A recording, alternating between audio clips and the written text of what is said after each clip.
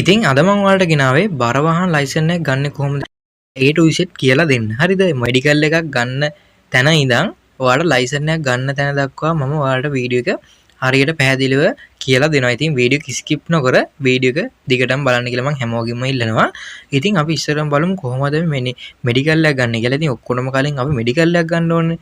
ඉස්සර මෙඩිකල් එකක් කරන් තමයි අපි ලයිසන් එකට ඇප්ලයි කරන්නේ. ඒ භාගයට ඇප්ලයි කරන්නේ. හරිද? එතකොට ඉස්සරම ඔයාලගේ ළඟම තියෙන මෙඩිකල් ගන්න ආයතනයකට යන්න ඕනේ. හරිද? ඔයාලා සාමාන්‍යයෙන් දන්නවනේ මෙඩිකල් ගන්න තැන් කියන්නේ ස්පිරිතාල නෙමෙයි ප්‍රයිවට් තියෙනවා මෙඩිකල් ගන්න තැන්. හරිද? ඒ මෙඩිකල් ගන්න තැනකට ගිහිල්ලා ඔයාලට පුළුවන් මෙඩිකල් එකක් ගන්න. ඉතින් ඔයාලට ඔන්ලයින් මේක ඇප්ලයි කරන්න පුළුවන්. ඉතින් මගේ වීඩියෝ එකක් දාලා තියෙනවා. ඔයාලා ඩිස්ක්‍රිප්ෂන් එකේ මම ලින්ක් එක දාලා තියන්නම්. ඒකෙන් පුළුවන් ඔයාලට ඔන්ලයින් මේ යන්න කලින් අංකයක් දාගෙන යන්න පුළුවන්. නැත්නම් ඉතින් උදේම යන්න වෙලා උදේ 8:00දී ඕපන් කරන ඕක. එතකොට ඔයාලා ගිහිල්ලා එහෙම කරගන්නත් පුළුවන්. ඉතින් බර වහන දාන කටියට එච්චර ලොකු පොලිමක් මං හිතන්නේ නෑ. මට නම් හම්බුනේ නෑ. හරිද? එතකොට ගන්න ඕන ඔයාලා ඒ වෙලාවට යන්න ගිහිල්ලා ඉවරලා ඔයාලගේ ID එකයි සැහැල්ලු ලයිසන් එකයි අරන් යන්න ඕනේ. හරිද? දැන් තව දෙයක් කියන්න ඕනේ. ඔයාලා බර වහන ලයිසන් දානවා අවුරුදු දෙකක්. මේ ඔයාලගේ සැහැල්ලු බර වහන සැහැල්ලු පරණ වෙන්න ඕනේ අවුරුදු දෙකක්. එහෙම කෙනෙක්ට තමයි මේ බර වාහන ගන්න පුළුවන්. හරිද? ඊට පස්සේ ඔයාලා කරගන්න තියෙන්නේ ඉස්සරම යන්න යනකොට එතන සිකියුරිටි කෙනෙක් වගේ කෙනෙක් ඉන්නවා. සමහර අයගේ සිකියුරිටි තමයි ඔක්කොම කරන්නේ. සමහර අයගේ ගේට්ටුව ළඟ තියෙන එයාලෙන් අහන්න කොහොමද මේ වැඩි කරගන්නේ කියලා කොතැනද යන්න ඕනේ කියලා. එතකොට එයාලා තැනක් පෙන්න එතෙන්ට යවනවා. එතනින් ගියාට පස්සේ ඔයාලගේ identity ලයිසන් එකයි ගන්නවා බලලා චෙක් කරනවා. චෙක් කරලා ඉවරලා ඔයාලා ඉස්සරම ඔයාලට දෙනවා එයාලා කොලයක් චිට් එකක් වගේ. ඒකේ උස සහ බර කියලා දාලා තියෙනවා. ඒකේ ඔයාලට උඩ අංකයකුත් තියෙනවා. අංකයට එහා පැත්තෙන් දිනෙත් දාලා තියෙනවා. ඊට පස්සේ ඔයාලගේ ෆොටෝ එකක් දාලා පෙන්නනවා. ඒක පැහැදිලි නැති වෙයි පොඩ්ඩක් පොඩි වෙලා තියෙන්නේ. මොකද මම ගත්තට පස්සේ මේක අයින් කළ තිබිටි වීඩියෝ එකක් ගේන්න ඕනේ කියලා හිතුවා. ගොඩක් අය මේක ගැන දන්නේ නැහැ. ඊට පස්සේ ඔයාලා කරගන්න තියෙන්නේ මේ කොලේ අරගෙන මෙතන ඔයාලගේ ටෙලිෆෝන් නම්බරේ දාන්න තියෙනවා. සමහර අයගේ එක එක විදියට මේක වෙන්නේ. ඊට පස්සේ ඔයාලගේ ටෙලිෆෝන් නම්බරේ මෙතන දාගන්න තියෙන්නේ. දාගෙන ඉවරලා ඔයාලා ඊට පස්සේ ඔයාලට එන්න කියනවා. ඔයාලා කතා කරනවා. ඔයාලගේ අංකයට කතා කරනවා. අංකයට කතා කරාට පස්සේ ඔයාලා ගිහිල්ලා උසයි බරයි මයින්න ඕනේ. කියන්නේ ඒක නා ඔයාගේ උසයි බරයි මෙල්ලලා එතන මේ ඔයාලට මෙතන පේන ඇති උස දාලා තියෙනවා. බරත් දානවා. එතන දාලා ඉවරලා ඒ චිට් එක අතේ තියාගන්න තියෙනවා. ඊට පස්සේ ඔයාලව ඊළඟ තැනට කතා කරනවා. එතනින් ගිහිල්ලා තියෙන ඔයාගේ විස්තර ටික බලනවා, චෙක් කරනවා. ඊට පස්සේ ඔයාගේ ෆොටෝ එකක් ගහනවා. කියන්නේ ඔයා ඉඳගෙන ඉන්න තැන ඉඳන් ඔයාගේ ෆොටෝ එකක් ගහන්න තියෙනවා. ඊට පස්සේ එතනින් ඔයාලට යන්න තියෙනවා. එතනින් චිට් එකක් දෙනවා. ඒ චිට් එක අරගෙන ඔයාලා යන්න ඕනේ කවුන්ටරේ ළඟට. කවුන්ටරේ ළඟට ගිහිල්ලා ඔයාලා ගෙවන්න තියෙනවා ගාණක්. ඒ කියන්නේ සාමාන්‍යයෙන් ගාණක් ගෙවන්න තියෙනවා 2500ක් වගේ ගාණක් ගෙවන්න තියෙනවා. හරිද? එතකොට ඔයාලගේ මෙඩිකල් ගාස්තුව තමයි හෙවි වෙහිකල් මට නම් 2500 කියලා ඔයාලට මෙතන පේන ඇති. හෙවි වෙහිකල් එකට 2500 වැටුනේ. ඉතින් ඊට පස්සේ ඔයාලට කරගන්න තියෙන්නේ ඔයාලගේ ගාස්තුව ගෙවන්න තියෙන්නේ. ගෙවලා රිසිට් එකක් දෙනවා ඔයාලට. ඒ රිසිට් එක අරගෙන ඔයාලා ඊට පස්සේ යන්න ඔයාලගේ මෙඩිකල් එක ගන්න. ඒ කියන්නේ ඔයාලගේ ලේ එකක් බලනවා. ඉස්සරම ඇඟිල්ල තියලා ලේ එකක් බලනවා. ඊට පස්සේ මුත්‍රා සාම්පලයකුත් ගන්නවා. ඉතින් බර වාහන ලයිසන් එක ගන්න කට්ටියට අනිවාර්යයෙන් මුත්‍රා සාම්පලයක් ගන්නවා.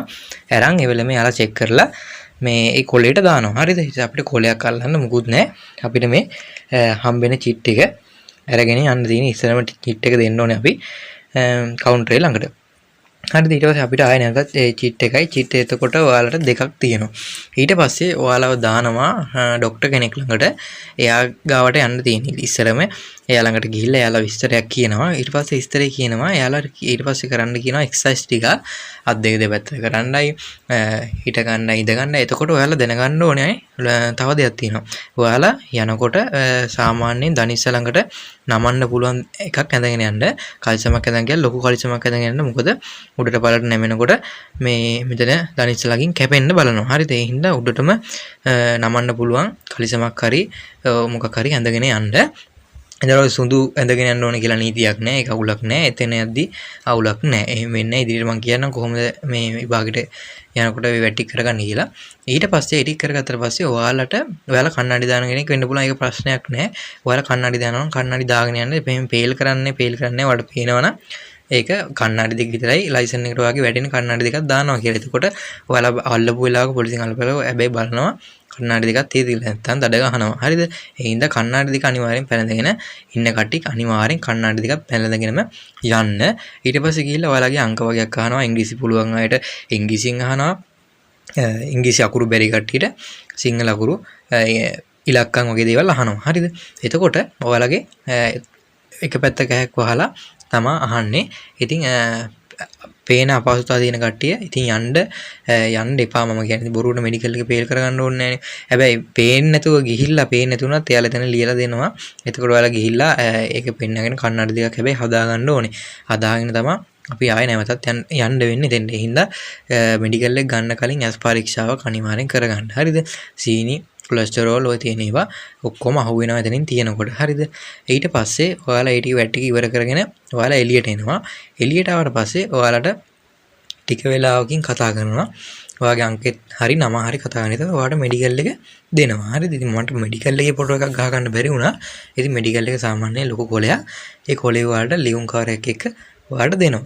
හරිද? ඊට පස්සේ ඔයාලා කරගන්න ඕනේ ෆොටෝ ගහ ගන්න ඕනේ. ඉතින් ඔයාලා පාස්පෝර්ට් සයිස් කසුදු ඔයාලට ඒක කියනවා. ඉතින් ලර්නර්ස් එකෙනුත් කියනවා. හරිද? ෆොටෝ 4ක් හරි 5ක් හරි මං හිතන්නේ 5ක් වගේ මට හරියට මතක නෑ. ෆොටෝ 4ක් මං හිතන්නේ ගහන්න ඕනේ. ඔයාලගේ ෆොටෝ 4ක් ගහන්න ඕනේ. හරිද?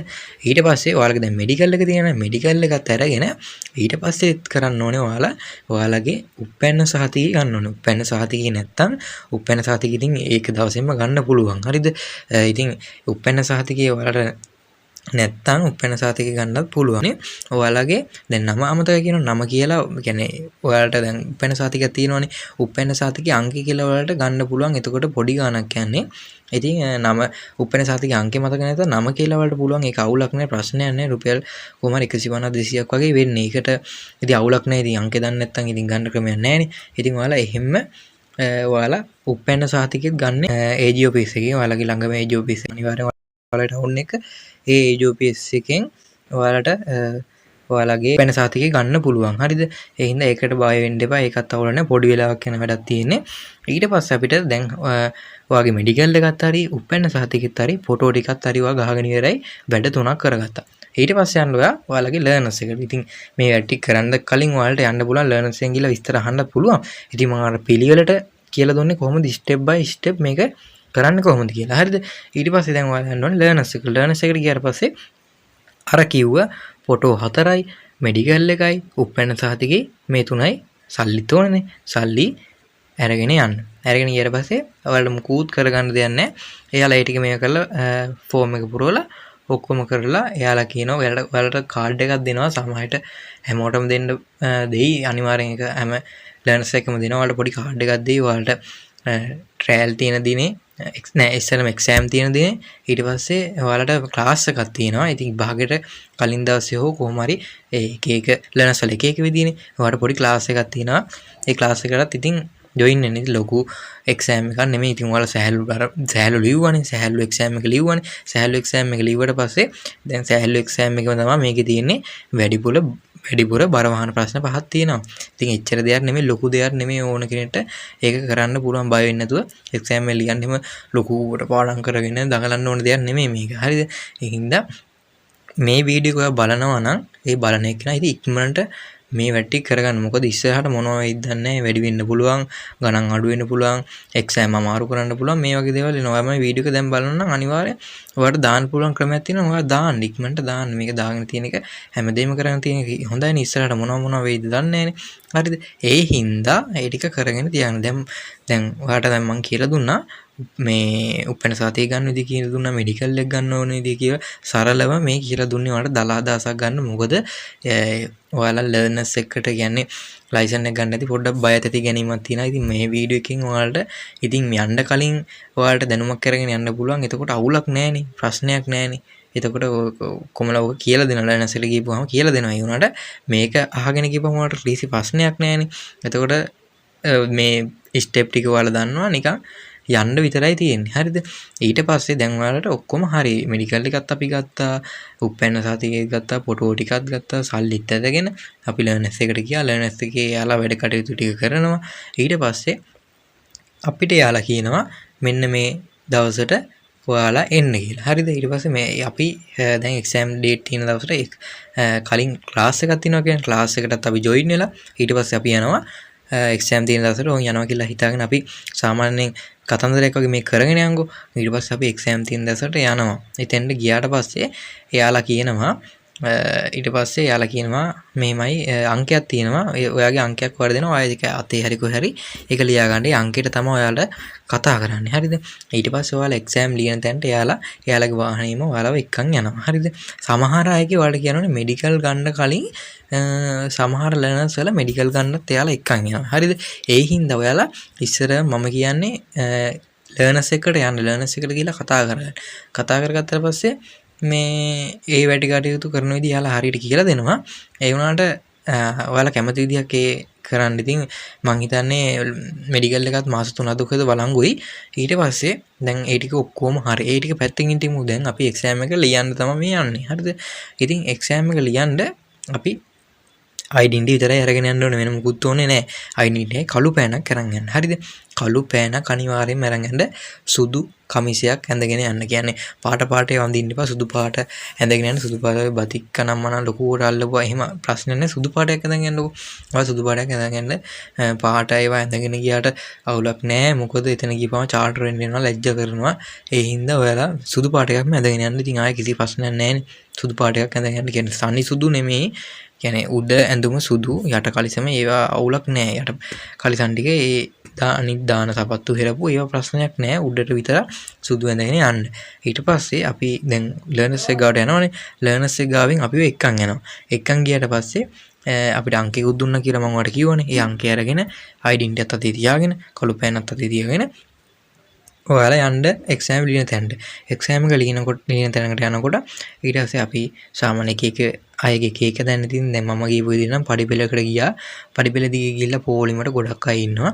ඊට පස්සේ අපිට කරගන්න තියෙන්නේ එතන ඉන්නවා එක්කෙනෙක්. ඊට පස්සේ අපේ අංකේ කියන්න ඕනේ කීයද කියලා. එතකොට එයාලා අපේ කොලේ හොයලා දෙනවා. එතකොට අපේ ඩීටේල්ස් හදලා ලර්නර්ස් එකේ කට්ටිය දීලා තියෙන යාලට. එතකොට එයාලා අහනවා විස්තර. කියන්නේ ID නම මොකද්ද? ඒ මුළු නම මොකද්ද? එහෙම කියේ අර එක්සෑම් එක අපිට අපේ පේපර් බලන කට්ටියම බලන දෙන්නෙක් ඉන්නවා. එයාලම අපේ ප්‍රශ්න අහන ප්‍රශ්න කියන්නේ එහෙම නෙමෙයි. නම මොකද්ද? ඒ තොරතුරු ටික හරිද බලන්න. ඊට පස්සේ කියනවා හරි ඔයාලා ගිහලා ඉඳ ගන්න. හරිද? එක්සෑම් එක පුටු දාලා දිනකොට ඒ පුටුව එක කැමති එක අපිට ඉඳ ගන්න පුළුවන්. ගිහලා ඉඳ ගන්න. ඉඳගෙන ඊට පස්සේ ටිකකින් එයාලා ආයේ ලෙක්චර් එකක් දෙනවා. මෙහෙමයි මේ ටික මෙහෙම කරගන්න තියෙන්නේ. බර වහන් ලියන කට්ටිය මෙහෙමයි. සෑහළු කට්ටිය දෙකම එකට තමයි මේ එක්සෑම් එක තියෙන්නේ. සෑහළු ලියන කට්ටිය මෙහෙමයි. සෑහළු ලියන කට්ටිය බර වාහන තියෙන කොටු ටික එක ඉරකින් කපලා දාන්න කියනවා. බර වාහන තියෙන කට්ටිය එහෙම ඒ ටික ලියන්න කියලා කියනවා. හරිද? ඉතින් ඔයාලට තව දෙයක් කියන්න බැරි නම් ලර්නර්ස් එකෙන් සමහර විට ඔයාලට දෙන්න පුළුවන් මාර්ග නීති හා වෙනත් උපදෙස් කියලා කාර්මික දැනුම කියලා මේ පොඩි පොතක්. මම ඔයාලට මේකේ ෆොටෝ එකක් දාන්නම්. අන්නේ ෆොටෝ එක. හරිද? ඊට පස්සේ ඉතින් තව දෙයක් කියන්න ඕනේ. ඔයාලට සාමාන්‍ය මාර්ග නීති එහෙම දන්නේ නැත්නම් කියන්නේ තව ඔයාලට පොතක් හම්බුනේ නැත්නම් අනිවාර්යෙන් කියන්න. මම ඊළඟ වීඩියෝ එකකින් ඔයාලට ඕන මේ පොත ඔයාලට එක්කෝ WhatsApp කරන්න. නැත්නම් මම වීඩියෝ එකකින් මේක ගෙනත් දෙන්නම් ඔයාලට. එහෙම අවුලක් නැහැ. තව YouTube channel ඔයාලා ගහලා බලන්න මාර්ග නීති සම්බන්ධව තියෙන YouTube channel තියෙනවා. කියන්නේ මේ අපි එක්සෑම් එකට සම්බන්ධව මේ පොත් මේවා තියෙනවා. එතකොට ඔයාලා YouTube channel එකෙන් ගහලා බලන්න. එතකොට ඒකත් හොඳයි. නැත්තම් ඔයාලා WhatsApp මට message එකක් දාන්න.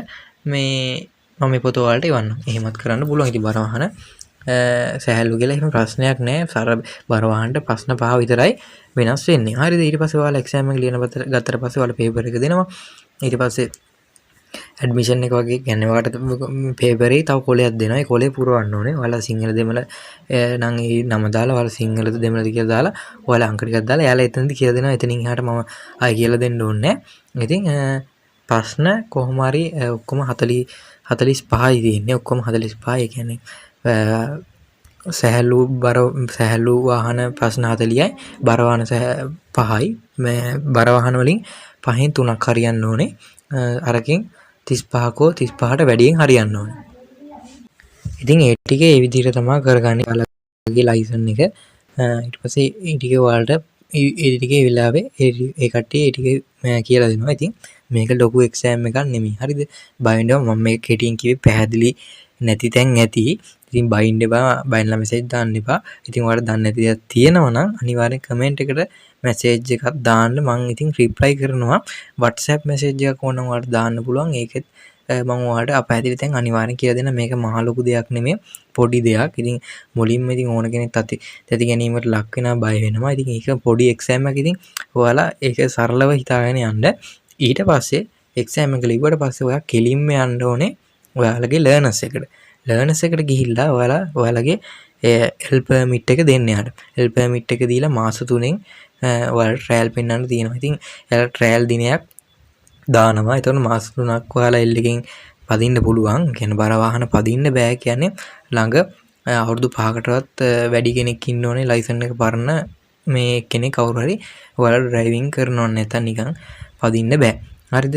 ඊට පස්සේ ඒ මාස 3 ගියාට පස්සේ ඔයාලා ට්‍රයල් පෙන්වන්න ඔයාලට දිනයක් තියෙනවා. ඒ දිනේට යන්න ඕනේ. ඊට පස්සේ ඔයාලට බස් එකේ ඉස්සරම බස් එකේ තමයි ඉතින් බර වාහන තියෙන්නේ. පොඩි බස් එකක්, ෆූසෝ බස් එකක් සාමාන්‍ය ගොඩක් ලංකාවේ තියෙන්නේ. ඒ බස් එකේ ඉසුසු බස් එකක්. ඒ බස් එකේ තමා කරන්න තියෙන්නේ පාරේ පදින්නයි රිවර්ස් එක ගන්න විතරයි. ওই දෙක තමයි තියෙන්නේ. ඉතින් ඒක හරියට ඔයාලට කියලා දෙනවා නිවැරදිවම. හරිද? ඒ හින්දා ඒ ගැන බය වෙන්නත් එපා. ඒ ගැන ප්‍රශ්න නෑ ඇත්තටම. ඉතින් මේ ටික තමයි ඔයාලට කියලා දෙන්න තියෙන්නේ. ඉතින් සැහැල්ලුත් මේ රියදුරු බලපත්‍රය ගන්නෙත් ඉතින් මේ විදිහටම තමයි. පොඩි වෙනස්කම් ඇති. ඉතින් සැහැල්ලු ලයිසන් එක ගන්න ඕන කට්ටිය කමෙන්ට් බොක්ස් එකේ මැසේජ් එකක් දාන්න. මම එහාටත් ඕනනම් වීඩියෝ එකක් ගේන්න. ඉතින් මේ ටික තමයි ඔයාලට කියලා දෙන්න තියෙන්නේ. ඉතින් වීඩියෝ එක දික් වුණා. ඉතින් ඒකට සෝරි කියන්න ඕනේ. ඉතින් ඉදිරියට මම ඔයාලට මේ වගේ වීඩියෝ ගේනවා. ඉතින් ඔයාලා තාම මගේ channel එකට අලුත් නම් මාව තාම subscribe කරලා නැත්නම් පහළ තියෙන subscribe button එක click කරලා මාව subscribe කරන්න කියලා මම හැමෝගෙම ඉල්ලනවා.